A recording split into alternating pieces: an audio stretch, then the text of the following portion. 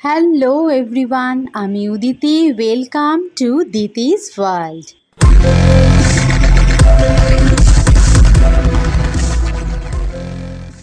সুলতানি থেকে মুঘল এবং তারপরে ব্রিটিশ শাসন আর তার উপরে ভারত স্বাধীন হওয়ার পর ভারতের রাজধানী হলো দিল্লি।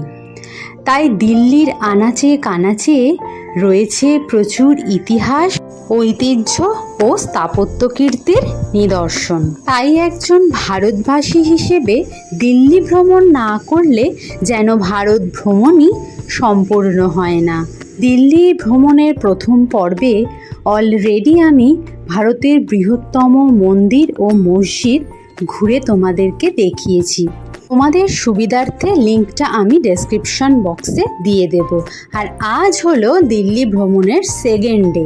সবচেয়ে সস্তায় এবং একদম হেডেক ফ্রিভাবে দিল্লি ভ্রমণ করতে গেলে বুক করতে হবে এই ট্যুরিস্ট বাস। গুগলে দিল্লি দর্শন বাস বলে সার্চ করলে অনেক ওয়েবসাইট খুলে যাবে। সেরকমই একটা ওয়েবসাইট থেকে আমরা এই এসি বাসটা বুক করেছি মাত্র 300 টাকায়। সঙ্গে রয়েছে একজন গাইড দাদাও, যিনি আমাদের কোনো স্পটে নামাবার আগে সেই সম্বন্ধে ছোট্ট করে বিবরণ দিয়ে দিচ্ছেন। সকাল 9টার মধ্যে রেডি হয়ে বেরিয়ে পড়েছি আর কথা বলতে বলতে চলেও এসছি প্রথম ডেস্টিনেশন বিড়লা মন্দির, যা লক্ষ্মীনারায়ণা টেম্পল নামেও খ্যাত। মন্দিরের প্রধান বিগ্রহই হলো লক্ষ্মী নারায়ণ। মন্দিরের বাইরে রয়েছে লকার রুম, সেখানে নিজের মোবাইল এবং জুতো খুলে জমা দিয়ে তবে ভেতরে প্রবেশ করার অনুমতি পাওয়া যায়। মেট্রোতে যারা আসবে তাদের জন্য বলে রাখি, নিয়ারেস্ট মেট্রো স্টেশন হলো শিবাজি স্টেশন। প্রসঙ্গত বলে রাখি, মেট্রোতেও তোমরা একদম অল্প খরচে দিল্লি দর্শন করতেই পারো, কিন্তু সেক্ষেত্রে কিন্তু বাসের মতো এতটা হেডেক ফ্রি থাকবে না। কারণ দিল্লি মেট্রোতে রয়েছে পিঙ্ক, ব্লু, ইয়েলো লাইন, সেগুলোকে মাথায় রাখতে হবে এবং কোনটার পর কোথায় যাবে, কোথায় কতক্ষণ স্টে করবে, সব প্ল্যানিংটাই কিন্তু তোমাকে নিজেকে করতে হবে। তাই আমি বলবো একদম হেডেক ফ্রিভাবে ঘুরতে চাইলে বাসটাই কিন্তু বেস্ট অপশন। চলো চলে যাব পরের ডেস্টিনেশনে। महात्मा गांधी जी की दांडी मार्च दांडी यात्रा जो गुजरात साबरमती से स्टार्ट की थी, दांडी गांव में लाके उन्होंने खत्म की थी। सबसे पहले आपको नजर आएंगे गांधी जी के पीछे सरोजनी नायडू, अब्दुल गफ्फार, बाकी उनके फ्रेंड, उनके दोस्त हैं। अगर आप लोगों ने ये सिंबल देखे होंगे तो अपनी पॉकेट में जरूर रखे होंगे। ओल्ड करेंसी, पुराना नोट, अगर आप लोगों को 500 का, 500 का, उसके बैक साइड में यही सिंबल छपे हुए हैं। जैसे इस सिंबल को क्रॉस करेंगे, पूरा व्यू अभी आपके लेफ्ट हैंड बाहर की साइड नजर आएगा 11 स्टैचू।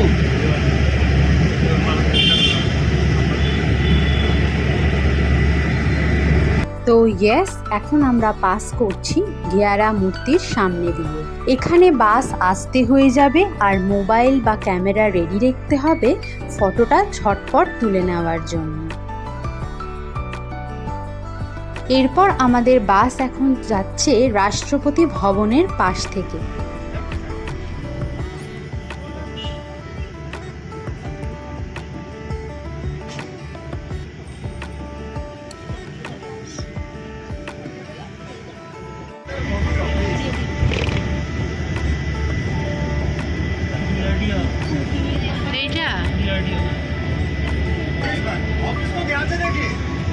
আর একটু এগিয়ে এখন আমরা পাস করছি পার্লামেন্টের সামনে দিয়ে।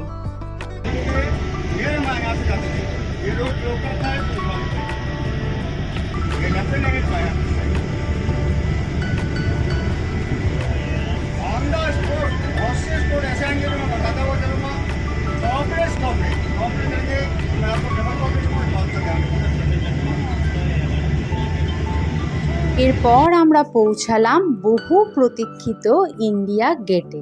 প্রথম বিশ্বযুদ্ধে শহীদ হওয়া ভারতীয় সৈন্যদের স্মরণে 1931 সালে এই গেট তৈরি করা হয়েছিল। তাই এখানে 24 ঘন্টা অমর জ্যোতি জ্বালানো থাকে।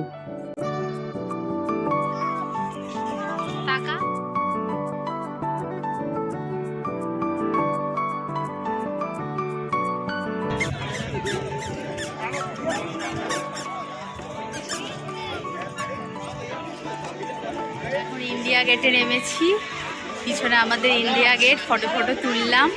আর ওয়েদারটা না ভীষণ সুন্দর হয়ে রয়েছে, ভাবছিলাম বৃষ্টি হবে, যাই হোক বৃষ্টি হবে মুহূর্ত, আর হাওয়া দিচ্ছে, দারুণ লাগছে। তো আজকে আর ক্যামেরা অন করতে পারিনি। কিছু দেখা যে পেছনে আমাদের ইন্ডিয়া গেট, মজা হচ্ছে, ভালো লাগছে। আমরা কোথায় এসেছি মাম্মা? হ্যাঁ, আজকে আমাদের দিল্লিতে সেকেন্ড ডে। তোমরা দেখতে থাকো অ্যান্ড সাবস্ক্রাইব করতে থাকো। গাইড দাদাই অল্প কিছু টাকার বিনিময়ে আমাদের ছবি তুলে দিল।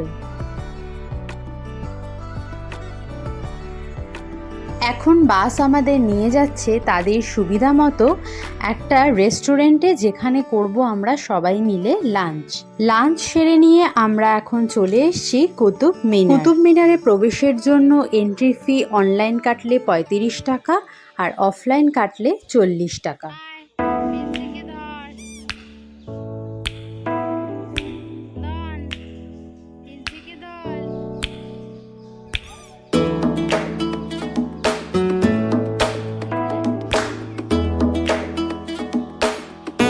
কুতুব মিনার রোজই 5টা থেকে 7টা অবধি খোলা থাকে। 1198 সালে কুতুবউদ্দিন আইবক কুতুব মিনার তৈরি করেছিলেন। এই কুতুব মিনার হলো পৃথিবীর সব থেকে বড় ইট দিয়ে তৈরি করা মিনার, যার টোটাল হাইট 73 মিটার। মিনারের একদম ওপরে যাওয়ার জন্য 379টা সিঁড়ি আছে, কিন্তু এখন তা ট্যুরিস্টদের জন্য বন্ধ রয়েছে।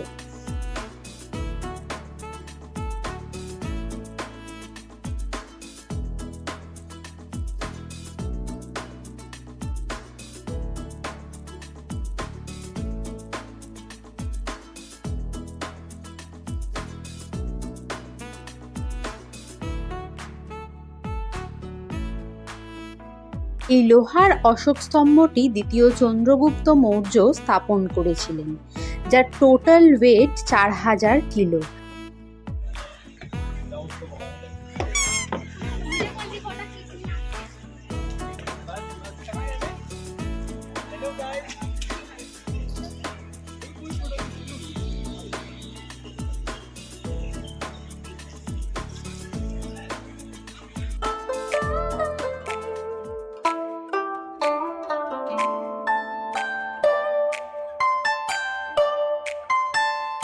এরপর চলে এসেছি নেক্সট ডেস্টিনেশনে, যার নাম লোটাস টেম্পল বা একে কোমল মন্দিরও বলা হয়। অবশ্যই নাম শুনেই বুঝতে পারছো, পদ্মের ন্যায় এর আকৃতি বলে এর নাম লোটাস টেম্পল। এই টেম্পল সোমবার সম্পূর্ণ বন্ধ থাকে, অন্যদিন সকাল 8:30 থেকে 5টা অবধি খোলা থাকে। এর কিন্তু কোনো এন্ট্রি ফি নেই। ইন্টারেস্টিং ব্যাপার হলো এই মন্দিরে কিন্তু কোনো বিগ্রহ নেই, তাই এই মন্দিরে জাতি ধর্ম নির্বিশেষে সবার জন্য এই মন্দিরের দ্বার উন্মুক্ত। সমস্ত ধর্মের মানুষের এখানে এসে মেডিটেশন করতে পারেন, তাই সমস্ত ধর্মের একতার প্রতীকই হলো এই লোটাস টেম্পল। লোটাস টেম্পল দেখা হয়ে গেলে আমরা এখন চলে এসেছি রাজঘাট, অর্থাৎ মহাত্মা গান্ধীর স্মৃতিস্তম্ভে। প্রসঙ্গত বলি, এই যে আমরা এখন দিল্লি ঘুরছি, এখন প্রায় জুলাই মাসের শেষের দিকে। কিছুদিন আগে ফ্লাডও হয়ে গেল, সবাই জানো, কিন্তু তারপরেও গরম কিন্তু মারাত্মক, হিউমিডিটি প্রচণ্ড বেশি, তাই কষ্ট কিন্তু খুব হচ্ছে। তাই দিল্লি ঘোরার আদর্শ সময় কোনটা সেই সম্পর্কে একটু বলি। মোটামুটি অক্টোবর থেকে ফেব্রুয়ারি টু মার্চ অবধি এলে দিল্লিতে তোমরা মনোরম ওয়েদারটা পাবে, কিন্তু সারা বছর জুড়েই দিল্লি ঘোরা যায়, ওই আর কি গরমে একটু কষ্ট হতে পারে। তবে 26শে জানুয়ারি এবং 15ই আগস্টের আগের এক মাস কিন্তু বেশ কিছু ট্যুরিস্ট স্পট বন্ধ থাকে। সব কিছুর মধ্যেও যে ইম্পর্টেন্ট একটা ট্যুরিস্ট স্পট আমাদের মিস হলো, সেটা হলো লালকেল্লা।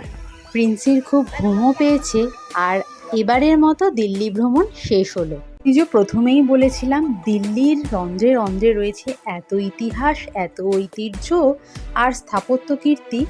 2 দিন কেন, 7 দিনেও দিল্লি ঘোরা কম পড়ে যাবে। তবে এই গরমের সঙ্গে লড়াই করে যতটুকু দেখতে পেয়েছি তোমাদের সঙ্গে শেয়ার করলাম। কেমন লাগলো আজকের ভিডিওটা অবশ্যই কিন্তু কমেন্ট করে জানিও।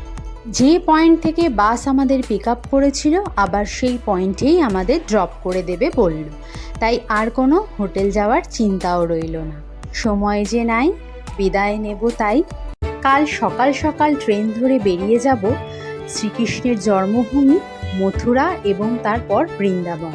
মথুরা আর বৃন্দাবন আমার সঙ্গে ঘুরতে চাইলে আমার চ্যানেল দিতিস ওয়ার্ল্ডকে একটা সাবস্ক্রাইব করে বেল আইকনটাও ক্লিক করে নিন। আমরা ডিনার এনজয় করি। ততক্ষণ ভালো থেকো, সুস্থ থেকো, আনন্দে থেকো। টাটা।